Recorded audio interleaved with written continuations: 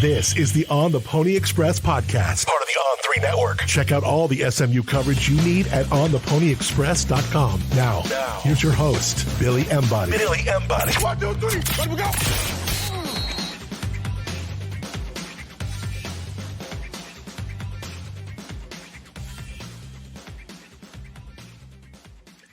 Welcome in, ladies and gentlemen, to another edition of the On the Pony Express podcast. I am Billy Embody. Hayden Howerton along for the ride as well, former SMU offensive lineman, joining us as always. We got to remind you guys to subscribe to onthePonyExpress.com.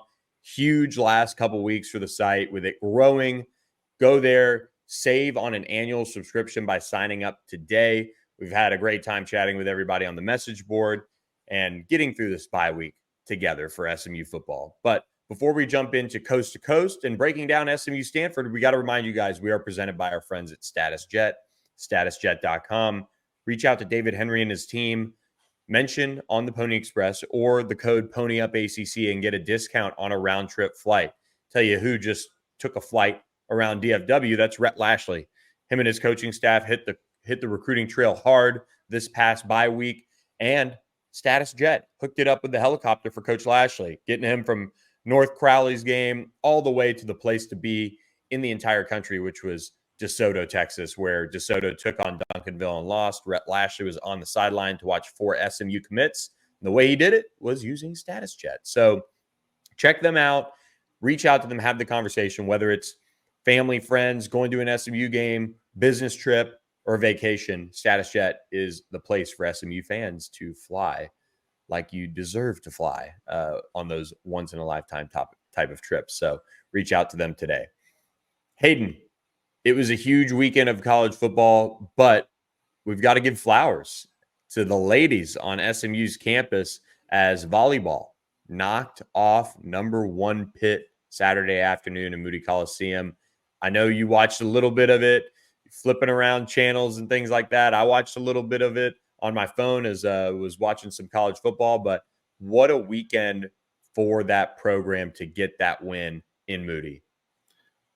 Man, not even the quad box could keep up with all the things I had to watch over this weekend. I mean, you had SMU volleyball, what an incredible slate of college football that we had this weekend, but number 1 going down in Moody Coliseum, such a huge win for the program. And when you pair that with the fact that SMU lost to the Panthers on Wednesday in Pittsburgh last week, they got swept. They lost 3-0 in straight sets up there and had to fly back and get ready to play them again, 3 days later. And the resilience of that team to beat Pitt in 5 sets, and a game that really came down to the wire, it's awesome for that program. It's obviously the biggest win in SMU volleyball history. We might need to get Coach Sam Erger on the pod. She has really rocketed that program to the national spotlight. Pitt remains number 1. The volleyball polls are a little strange, but SMU has wins over number 1 and number 2 Nebraska so far. Each are the respective schools' only loss is to SMU. SMU volleyball now ranked number 12 in the country. So congrats, ladies. Yeah, huge excitement level on the hilltop for them. Men's soccer is also in the top 25 as well. They had a ACC contest on Friday and then tied or a draw if you're a soccer fan, 2-2 there. So lots going on the hilltop, and basketball is, I believe, 3 weeks away from starting. So crazy time to be at On the Pony Express covering it all. And it was a crazy ending in Eugene, Oregon, as the game day broadcast ended up being one of the most entertaining games of the day as Ohio State fell to Oregon on the road. Here on Coast to Coast, I always start with the game day game, just trying to manifest that trip to Dallas on November 2nd. But number 2, Ohio State takes on number 3, Oregon Ducks, top 3 matchup. And this was true cinema of a football game. This was one of the best games so far this year. This was a back and forth battle that truly came down to quad zeros on the clock. Buckeye quarterback Will Howard, he did make a huge mistake at the end of this ball game. He was scrambling. The clock was winding down. Ohio State did have a timeout left, but he just ran out the clock, slid, expecting them to be able to call timeout, but there was no time left. And so the game ends without a shot to the end zone. This is going to be a Friday night tape for every team around the country when the head coach goes, hey, situationally, here's what we're going to want to do. It's just something that every team in the country is going to be able to learn from. The Ducks do hang on. They won 32-31. Both remain top 4 teams. Both are teams that we're going to see in the college football playoff. Yeah, I was a little surprised that Oregon was able to win this game. I don't know. Obviously you had the mishap for Ohio State at the end, which was crazy, but I got to give the Ducks credit. I mean, again, 32-31. Ohio State does hit that 31 point, mark, but I just feel like with Jeremiah Smith and all the different weapons that Will Howard has in that offense, it's kind of not surprising for Ducks fans because they know how good a defense they've been playing.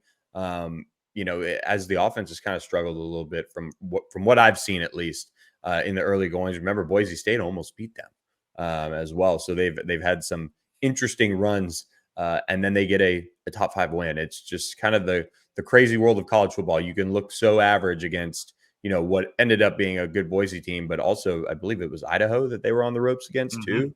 So it's just goes to show that's why you stick with it. It's a long college football season, and things are pretty wild around college football right now. For sure. I love Dan Lanning. I'm a big fan of what he's done with this program. Obviously, in the Nick Saban tree, he was a GA for Nick Saban during his time at Alabama. He's got some pretty great stories about that. But Ryan Day, another great head coach right now, and this was a great battle. They're both studs in the head coaching world in college football, but Oregon and Dan Lanning's culture were able to come out on top. But culture was very evident at Fair Park here this weekend. We had the first ever SEC Red River rivalry. This was a one-sided game. This was a fun game if you wore burnt orange to the fair, as Oklahoma's offense, they're stumbling. They're really, really struggling so far this year. They were without their top 5 wide receiving threats. They started true freshman quarterback Michael Hawkins Jr. He was the first true freshman starter in Red River history for the Sooners. Texas looked really good. I think they're going to play a good game against Georgia this coming week in Austin, but Oklahoma has no identity. Oklahoma more lost this game than Texas just went out and won it. Kirk Herbstreit said in the second quarter on the broadcast, which Cam and I both kind of looked at each other when he said this, and he didn't know if OU was going to score. And we're like, it's kind of early. It's in the second quarter, but I guess when you've seen the thousands of games that Herbie has seen, he predicted it, and Sooners roll over for the second time in 3 years. Texas stomps OU 34-3. Yeah, I watched pretty much all of this game, and especially the first 3 quarters. At the end of it, I was kind of flipping around a little bit, but I've got a ton of thoughts on the state of Oklahoma, as a football program right now, especially offensively, just because I have a lot of buddies that went there or, grew up there and things like that. So I pay attention to it. Also, very happy for our buddy Shane Buechele and also Garrett Gilbert. I'm sure he's pretty happy. Both of them were really happy with the outcome. But when you look at the Oklahoma offense right now, they are listless. And of course, you've got the injuries at the top. You've got a completely revamped offensive line. And they knew that going into the year that it was going to be a little bit of an adventure. But I want to go even further. And this is why North Texas fans, if you look at North Texas Twitter when Seth Luttrell was the head coach there, and he did a lot of good, don't get me wrong, a lot of good there. But as a play caller, very average, got away from the run. There were things that were working against Texas that he basically refused to consistently do. It was almost like, at times we look back on some of Rhett Lashley's calls and games and things like that, and you're like, man, the run game, you got to keep it going. You got to keep it going. You have a true freshman quarterback. They asked so much of Michael Hawkins, both running the ball, so many different exotic play calls. I felt like when they were at their best, they were running the football and they were getting 8 yards a clip. It felt like at times running the football just in straight handoffs. And, they would try to get too cute. They would try to get away from that. And, on the other part of that too, Michael Hawkins is still developing. I mean, he could be good. He could not. I mean, I've seen enough of him now where I think there needs to be a change in play calling at some point with OU. They do have a lot of receivers down and things like that. But, I watched a lot of them in high school and it took finally that senior year for him to really explode. So it's going to be an interesting rest of the way for Oklahoma. But their defense is playing really, really well, and they made Quinn Ewers look kind of middle of the road in his first game back in action after a few weeks. Yeah, it took Quinn a minute to get going there for sure. But something that was more concerning to me was the status of that Oklahoma offensive line. They have coach Bill Bedenbaugh, who's one of the most desirable offensive line coaches in the country. He's well respected in the community, but this offensive line looks lost. Obviously, they revamped. They got a ton of transfers. Branson Hickman is obviously over there.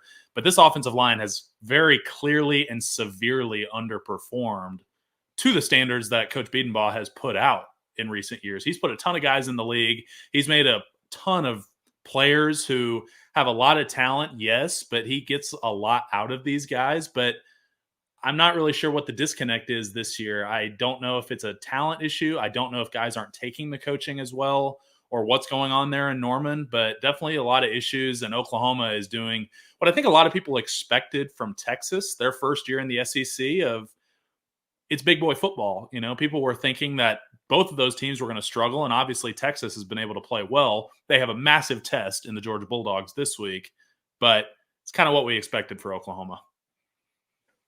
Yeah, 100%. And speaking of what everybody expected, everybody had it down that LSU was going to hold Ole Miss to under 30 points, right? And in regulation and do all of that and come away with a win. That was how that game was going to play out, right? Blake Baker, one of the best defensive coordinators in the country, was going to come through with the performance of kind of the ages for LSU fans looking at their future defensively under him to, quite frankly, just frustrate the hell out of Lane Kiffin and the Ole Miss Rebels. Billy, you know a lot about this game, man. The Magnolia Bowl, a classic SEC rivalry. LSU Ole Miss met in Death Valley on Saturday night in an SEC overtime thriller. This is a great rivalry, but it's been made a lot better by these last two meetings. Ole Miss was able to get a big offensive win as they won 55-49 last year in Oxford. This year, the game goes to overtime. Ole Miss kicked a 57-yard field goal on their first overtime possession as they were hit with penalties and tackles for loss. And LSU walked it off first play. Kyron Lacey catches a game-winning back shoulder throw from Garrett Nussmeier. And look, I'm trying to stay away from all this SEC talk, but they've been putting out some really good games lately. I mean, Alabama, Tennessee is this coming weekend. You already know if you're waiting for coast to coast every week, we'll talk about that one next week. Yeah, and then you've got Georgia, Texas too. But this game was, I mean, so much fun to watch. Yeah, I actually kind of set up camp outside and just watched the end of this one. It was kind of starting to cool down and things like that, and just stayed up late for this one because that was what it was. But Brian Kelly improves to 13-0 in night games in Tiger Stadium. And I mean, Death Valley, if you've never been, it is, I mean, it's the best atmosphere in college football. I mean, it just really is. It's crazy, especially those night games. They get all oiled up and ready to rock the place. And it's the 100th year of Tiger Stadium as well. So they celebrated it that night against a team that they have a lot of history, and LSU hasn't lost to Ole Miss. They've won every game in Baton Rouge since 2010. So they're on a roll there no matter who the coach is. So, hey, the Ole Miss Rebels, national championship aspirations early this season, or, going into the season, and they have just not been able to get it done when, everything has mattered. So a really disappointing loss for Lane Kiffin and his entire staff. Yeah, I like Lane Kiffin, but unfortunately, if you're not able to win in big-time moments, you're not ready to be a big-time football team. And I just want to say, this weekend proves why you need to ban fall weddings. So let's get to our quick hitters around college football. Army is still undefeated. They're now ranked 23rd, 44-10 demolishing of UAB. Pitt survived a scare against Cal. They hung on to win 17-15. They're undefeated. They're 6-0 for the first time since 1982. Penn State won an overtime game, their first Big Ten game at LA Coliseum all the way across the U.S. Big Ten teams are now 3-9 when traveling 2+ time zones. Clemson's 6-0. They cruised to a 49-10 win over Wake Forest. Utah is watching the Big 12 slip away from them, similar to Ole Miss is watching their season slip away. Utah has lost now to both Arizona schools on either side of their bye. They lost to Arizona State in Tempe on Friday night, and then A guy that I'm hoping is going to make a big push for the Heisman Trophy, of course, that's Boise State running back Ashton Jeanty. He continues to put on a show. Boise is now the Group of 5 rep for the College Football Playoff. They're number 15. They're the highest-ranked Group of 5 team. And Jeanty's on track to break Barry Sanders' yardage and touchdown record. That would be an amazing season for the running back.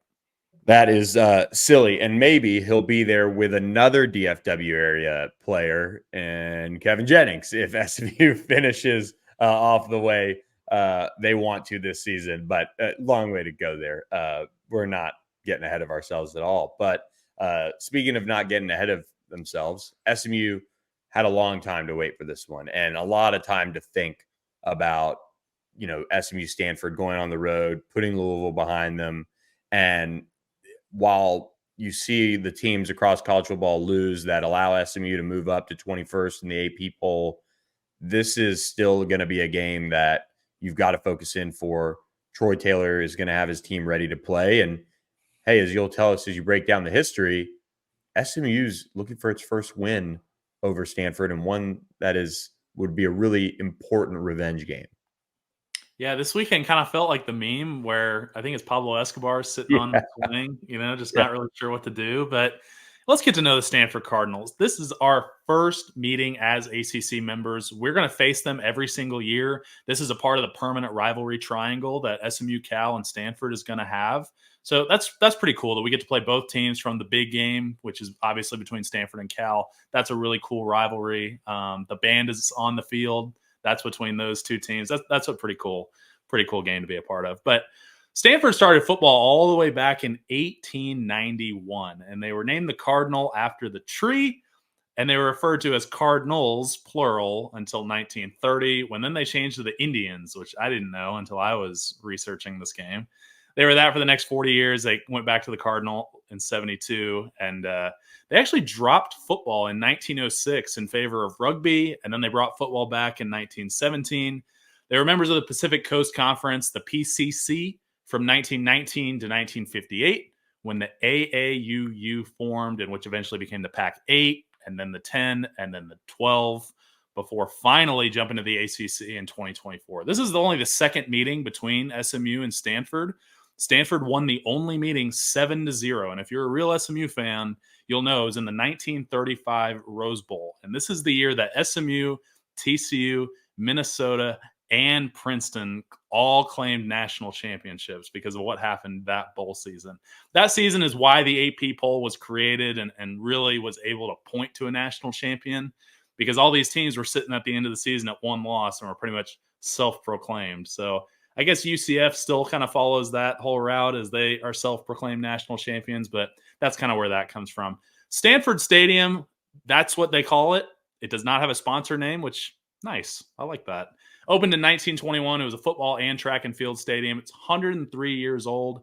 Only 50,424 is the capacity, but it is natural grass, which I always loved playing on. And I know these guys are going to love it too. A few notable football alumni.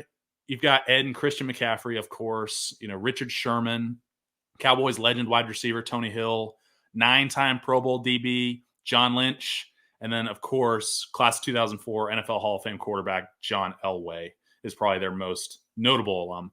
This year's Stanford team, they're 2-4 coming into this week. They're 1-2 in the ACC after a 49-7 loss against Notre Dame this past weekend. John Lynch is a guy I grew up watching. He can really lay the wood. Still looks like he could, quite honestly. He keeps himself in pretty good shape. But, Stanford sneakily has a really impressive run of athletes, especially on the football side. And overall, I mean, they're one of the best athletic programs in the entire country. And, it was kind of interesting when the ACC was brought together. I mean, you really brought an incredible athletic program in Stanford into this conference. And I don't think that gets talked about enough when the national media kind of looks at adding, what they added to the ACC. And that's what Stanford brings, is just a level of consistency across the board that I think is really, really impressive just overall. So I think this is going to be a lot of fun for SMU fans. I know SMU Cal is obviously going to be the November Thanksgiving weekend game that is on a permanent rotation. But this Stanford one, I think, is going to be a lot of fun for SMU fans to really maybe dive into, embrace, do all of those things. And SMU is maybe catching Stanford at the right time, or on the flip side of that, you never know what you're going to get with a team that does have some nice performances under its belt this fall. And they're going to be motivated after an embarrassing loss in South Bend.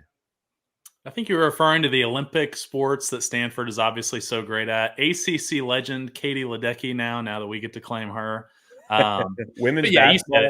you said it. Yeah, no, for sure. They get brought into all of that. And I'm glad that them and Cal were able to be brought in with us. Great academic schools, obviously, able to expand the ACC's branding. But you said it. This is a Stanford team that, while I don't think they've played very well overall this season, obviously really embarrassing loss against Notre Dame last week. I mean, yes, the Gold Domes are a blue blood. They're a classic college football program, but that's a rivalry game to them. They play Notre Dame. I believe it's every year. And if not, they play them a ton. But they also went out and they handed Syracuse their only loss of this season. So Stanford is not going to roll over. They beat Syracuse in New York. So this is a team that when they're able to put it together, they have a good squad. So let's get to the keys of the game, man.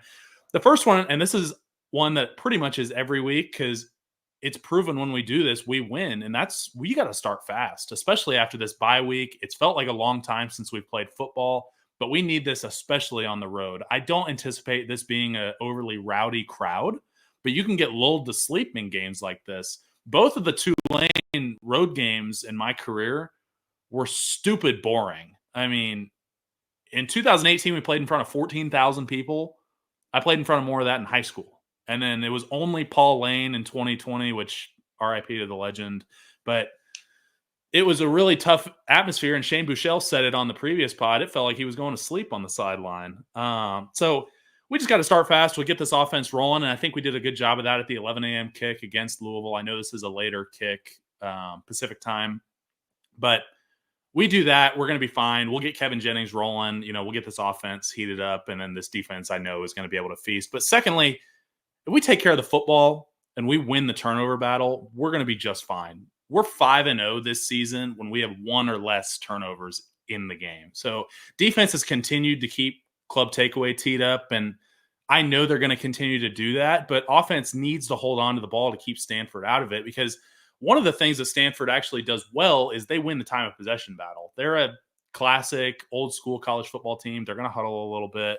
They're going to try to out physical you. They're going to try to wear you down and hold on to the ball for a long time. But we're going to have to do that to them. And our O-line is built just differently than they have been in years past, where now we're the ones that are doing that to people. And I love watching it, obviously, as a former offensive lineman. And if we are able to keep that up and keep doing that, I think we're going to be fine.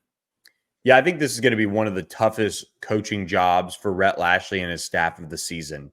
And for a multitude of reasons. You had a 3-week run of great football being played, big wins. Everybody's talking about you. And then you're sitting there all alone like Pablo Escobar, for the bye week. But you're able to potentially read your press clippings a little bit.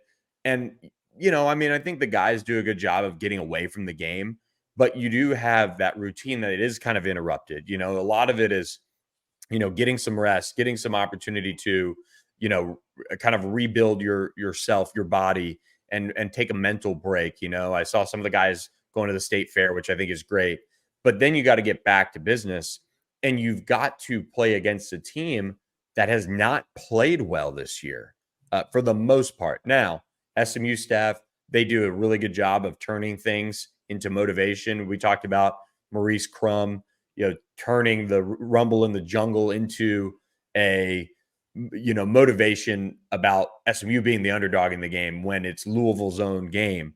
How do they turn this one into, well, this team just got waxed by Notre Dame. They've lost, I think, the last 3 games they've been outscored 120-28, which is a crazy bad run. And you've got to make sure the guys aren't looking ahead to, man, we got to go on the road to Duke at night. Could be a, big game for us and them. Coach Brewer's over there. You've got, the ties between Manny and Rhett. I mean, just every little thing that could be talked about. That's where the staff has to have them ready to play and start fast, like you said.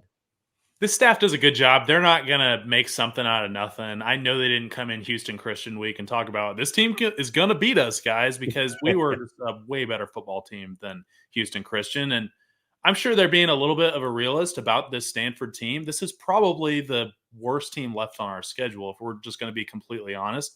Call a spade a spade. But that doesn't mean that we can't go out and play our best and perform and prepare like it's the national championship. Because for you to be a championship team, that has to be your habit. That can't be we're playing Clemson, we're playing Miami. All right, now we're going to turn it on. That just has to be something that you have to do all season long. And so they're instilling these habits. They're building these traditions of how they go throughout their week. And they've got their routine on Monday. Here's what I'm doing. On Tuesday, here's what I'm doing, to where it's second nature by the time you get to this point in the season. But when offense has the ball, when SMU's got the ball, Stanford is 84th in total defense, 378 yards a game. They're 104th in scoring defense. They're giving up almost 31 points per game, and they're 88th in red zone defense. That is definitely something that we're going to have to take advantage of. If you let bad teams hang around, they're going to find a way to beat you. So let's talk about their impact players, because they do have a couple really good players. I think their edge, David Bailey, he's a good rusher for them. He's their number one graded defensive player. He has a 93.3 pass rushing grade. Tackles are going to have to play with really great technique and effort to keep this guy away from Kevin. He had 1 sack last week against Notre Dame. He's got 3 sacks on the year, and add 13 pressures on top of that. And then linebacker Tristan Sinclair, he's their number one tackler. He's 24 solo, 42 total. He adds a sack and a PBU to that. Offensive line is really going to have to be leaned on in this game, and we're going to have to allow them to continue to improve like they have exponentially so far this season. They have gotten better every week, and which has been great to watch, but we're going to need to run the football, and we're going to need to protect Kevin, and that's going to open up big opportunities against this struggling Stanford defense. I think if we get Bouchard and LJ Johnson going early, we're going to wear this team down on the road. And when you wear a team down on the road, you're going to get out the gate and you're going to be off to the races. And we can run this D out of their own stadium if we play to our ability. The wide receiving core is going to need to continue to improve. We did see flashes against Louisville, which I was really happy to see. Hopefully we took the bye week to continue to mesh. Hopefully they got better. I do really like the work ethic of this wide receiver group. There's no prima donnas like you see in some other groups where it's about me. These guys really are all about the team, and they're going to continue to develop, especially with Rob Likens at the helm.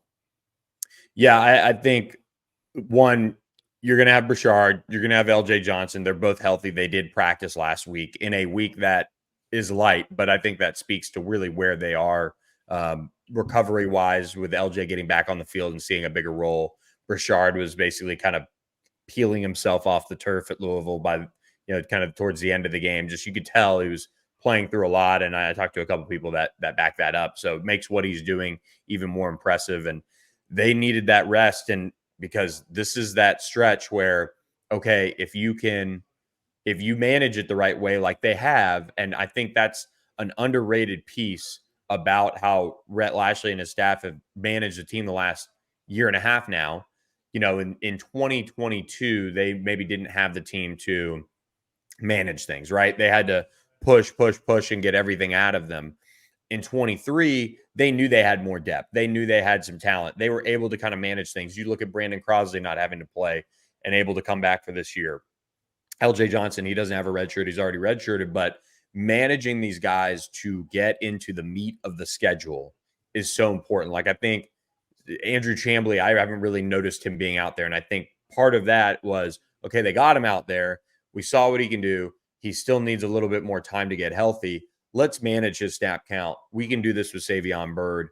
And maybe we see a little bit more of Andrew Chambly on the road this week. I don't know. And that's not to slight how Savion is playing or because of how he's playing, but that's just kind of how this staff has kind of managed some things. Alex Kilgore, a couple weeks back, I forget which game it was, but he was kind of dealing with something, and he played, I think, 20 snaps. And we saw Brandon Miles play more. Well, SMU's defense was fine. They're able to make it work. And Alex Kilgore is one of the better players on that defense, in my opinion.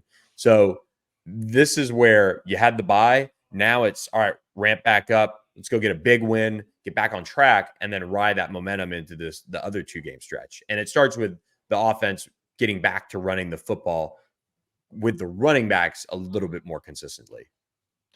Yeah, something that's cool about being able to play guys, though, when you need them, if guys being banged up and being able to sit them, those guys are getting better. Those guys are getting live game reps, and they're preparing for their futures as SMU Mustangs, honestly. Those guys are going to be better players in 2 years because they were able to get those reps early than they would be otherwise. But Brandon Crosley, guys like that, I mean, obviously they're older guys. They've got a lot of miles on their body, but I did the same thing my last year. I rotated early in the season, and, I would go 3 series on, 1 series off, and a lot of old guys do things like that where, yeah, you still get the start, you still get the film out there, but you're able to kind of take some reps off your body. And as the season goes on, you go from 70% of the snaps to, okay, now we're going 80, now we're going 85, and then finally you just hit a week where you're not even thinking about it and you just don't come out. And you're just ready to go because you've taken those couple hundred less snaps than you would have otherwise. Yeah, and as you look at the Stanford offense, SMU, Brandon Crosley, he's been kind of a playmaker at times this year. He's going to have a chance to benefit off of a quarterback that's really kind of struggled not only on the field but with injuries, and this whole offense is very much in need of some more juice because they're not getting it done right now overall. This offense is bad. There's no way around it. They're 118th in total offense in the country. They're 115th in scoring offense, 315 yards per game, only 20 points per game. They're 121st in red zone offense. Guys, there's only 134 teams in the country. I mean, they're bottom 15 in everything. They're giving up 3.17 sacks per game.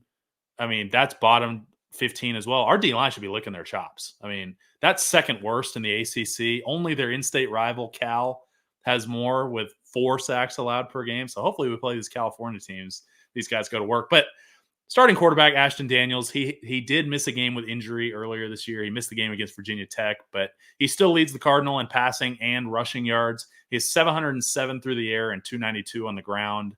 He's not really a huge air-it-out quarterback. He's not throwing for a ton of yards. I don't really think he's crazy dangerous because of his limited options as his weapons.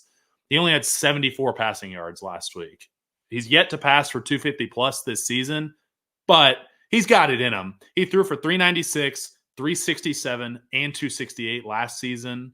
So we're still going to need to prepare. We're still going to need to come up with a great game plan. And I know Scott Simons will, but he does have it in him to be dangerous. So their number one wide receiver, Alec Aomanor, he leads the team. He has 333 receiving yards, 3 touchdowns. The team only has 9 touchdowns through the air this year. And then on the ground, Ashton Daniels is still their leading rusher in attempts as well as yardage. 64 attempts, 292 yards. And we're just going to have to be ready for running quarterback. It's just another thing to prepare for. Obviously, I've talked about it a couple times now. The Nevada game, they ran on us a little bit, but every team is going to watch that game. And until we can consistently prove that that's no longer a threat to us, they're going to try it out. So SMU is going to need to be ready for it. But a limited passing game is going to open the door for a spy or maybe a contain rush for our D-line if we were to need it. But their running back, Chris Davis Jr., 36 carries, 233 yards. That's a 6.5 average. That is something to watch for. But as far as their O-line, I was kind of looking for a guy to be like, all right, well, this is a stud for them. And I think they're all just maybe average, to maybe a little below average. There's just not really a big outlier for me. And like I said, I think our D-line is going to go out and have a big outing this week. Yeah, I think so. This is one of those games where, all right, yes, you took it to a Florida State team that was very much listless and had a lot of things going on and things like that kind of helped, just put SMU in a perfect position to, dominate the way they did. And kudos to SMU for taking advantage of Florida State's situation. This is a Stanford team that so far these last 3 games looks like a team that you can see why the spread is 14.5. And I honestly think if SMU had played the week before versus having a bye, it might be an 18, 20 point spread because they're not they're not backing up anything right now on the field. You know what I mean? Like it's not one of those games where, oh wow, they're giving SMU so much credit, blah blah blah. Again, I go back to 120-28 over the last 3 games. There's nothing. They've scored 7 points in 2 of those 3 games. There's nothing really to build on offensively. And if SMU's offense isn't asleep to start this game or doesn't take a whole half to wake up, this shouldn't be a competitive game. This should be one where SMU can be running the football a lot in the second half, maybe get Derek McFall some looks, get some other guys in there. It's not a situation that this is the first situation in conference play that I think SMU should be going into this game being like, all right, let's treat this team like Temple last year in a way. And while knowing that Stanford actually has a resume type of win with, Syracuse on there and having played TCU halfway decent early in the year, like there's a little bit to that with Stanford, but these last 3 games, the wheels have fallen off. And I hate giving teams, billboard material of, hopefully they're not watching us tomorrow morning. But as long as our defense limits the effectiveness of Ashton Daniels and they keep an eye on him in the quarterback run game, they continue to be aggressors on the defensive line, and we out-physical Stanford's offensive line. And then on the back end, let's just keep everything in front of us. Let's force Ashton Daniels to pick our defense apart because I don't think he can do it. And let's just make him earn everything in the pass game. We do all 3 of those things. This defense is going to have a really fun resume building week. So let's just go ahead and get to the prediction, because I think 20 points was probably what I was predicting the spread to be, and I still think we're going to cover that. I mean, it's always hard to win on the road. That has been proven time and time again in college football. This is going to be a new environment for these 2 teams. They're going to write the first chapter in this new ACC rivalry. There's going to be some excitement about playing these guys now, knowing you're going to see them every year. Stanford has shown improvement under head coach Troy Taylor. I don't think it's enough to really get this team over the hump yet. They did hand that Syracuse team their only loss so far this year, but that's one game you could chop it up to Syracuse overlooked them, but we just can't do the same thing. SMU's coming off the bye week, and we're undefeated after the bye with Coach Lashley at the helm. I totally expect that to continue. This team is more talented, they're more physical, and I think they're hungrier, as they're going to carry a lot of momentum from these past 3 ball games into Palo Alto. I think we see the same SMU team as we have recently, probably starting with the TCU game. Then I think the Mustangs are going to handle business in a really big way. I got SMU 45, Stanford 20.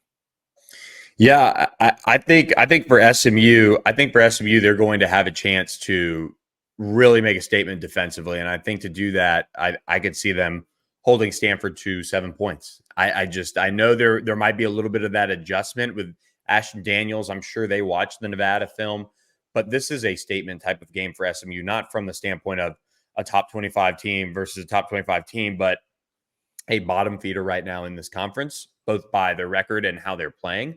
And SMU has an opportunity with Kevin Jennings and this rushing attack that gets LJ Johnson back a little bit more healthy and Brashard Smith a week off. I think they're able to really control the clock. I think this is a 35-7 SMU win.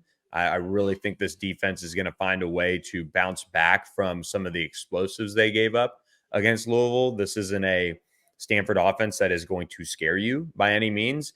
And from what I've seen over the course of Scott Simons and Ricky Hundley working together in terms of the secondary for SMU, if they've taken a step back, they've usually rebounded pretty well. And I think we see that against Stanford. It certainly helps, at least going in from what we've seen, that it is the offensive situation that Stanford's in, but you still got to go out there, play the game, execute, do all of those things. I like SMU 35-7, couple touchdowns for Brashard Smith, couple touchdowns for Kevin Jennings.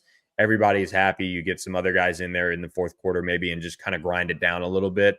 And SMU's also spending the night in Santa Clara. And so they're not flying out until Sunday, so they'll be able to have a nice little party watching some of the other late games, I guess, or they'll just come back, have some ice cream, go to bed, and do all of that, and then get back to Dallas on Sunday.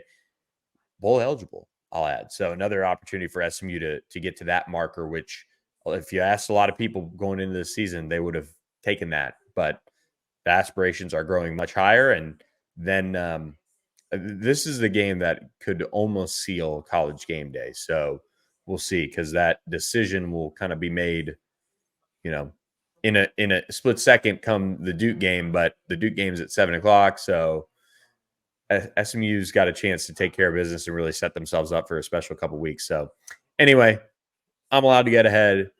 Everybody else on the SMU football side of things is not. And I think they take care of business 35-7. You're only as good as your last game when you're a top 25 team. This is the first time SMU is an ACC top 25 team. So if you're looking to be in the college football playoff conversation, whether it's an at-large team, if for whatever reason we went out and the other two teams also do, and we're on the outside looking in, you have to make a statement in games like this.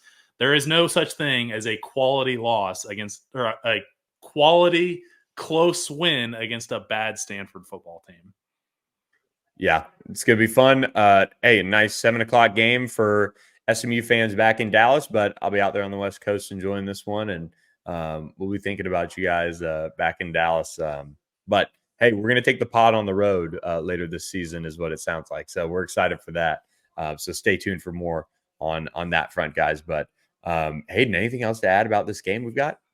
It's just going to be fun. I love college football. This is the kind of games that we have been waiting to play against a national brand that is Stanford. While they aren't the Gold Domes of Notre Dame yet, it'll eventually get to that point. Hopefully we see Lee Corso and the gang here in Dallas on November 2nd, but we just got to go take care of business first these next couple of weeks. Yep. So hope you guys enjoyed this edition of the On the Pony Express podcast with Hayden Howerton. But before we go, I got to remind you guys, we're presented by our friends at AKM Turf and Greens.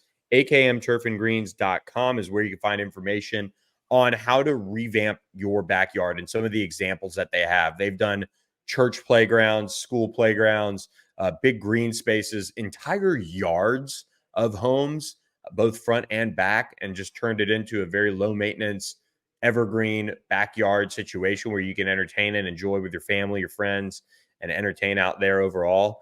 And this is the type of backyard you could have. It's that pristine, beautiful backyard that you want. You get code PONYUP working for $500 off your project today with our friends at AKM Turf and Greens. Reach out to them at info@akmturfandgreens.com or go to their website, akmturfandgreens.com today.